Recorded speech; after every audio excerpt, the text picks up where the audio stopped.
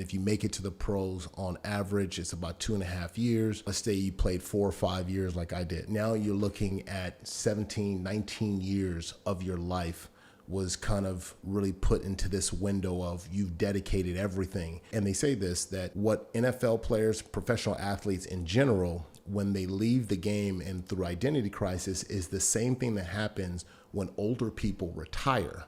And when older people retire, they've been on this job for 20 years, 30 years. And then when they retire, they go, wait, nobody needs me the same way. They're not counting on me. What do I do? My kids are grown. And you're going through this entire identity crisis, like, who am I? What am I? I woke up every day with a mission to go accomplish, X, Y, and Z.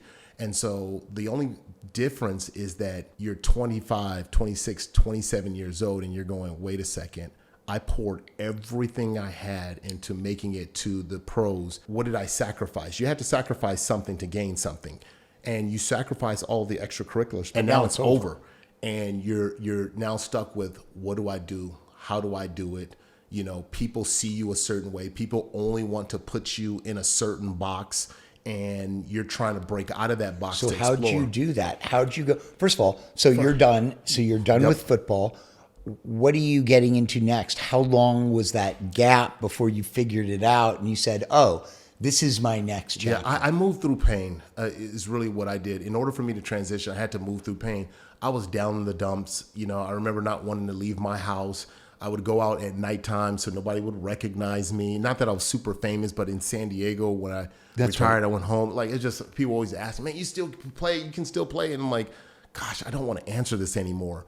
But what I did was I took a leap of faith. And even though I was feeling all of this sadness, I said, let me take the equity that I built up in my life so far, which was in sports, and let me try to leverage that. So I went to a local station in San Diego, NBC 739, and I asked, hey, can I do the Aztecs and the Chargers postgame show? And I'll do it for free as a broadcaster. And I knew that I didn't have a big enough name like some of the big Hall of Famers and playoff guys, or like my brother. So I had to figure out what I call the backdoor approach. And I needed to create some sort of internship for myself. So I did that. And in that process, let you do it. They let me do it because I was doing it for free. That's great. Yeah, I had a little bit of money that I had saved up to where I'm like, all right, I'll just bet on myself. And so I then started to really kind of invest myself in growing there. It suffocated the pain a little bit because I was busy and I wasn't occupied with what I was going to do next. I worked for free for 2 years, and then my first job out of that was calling college football games, and I was making like $26,000.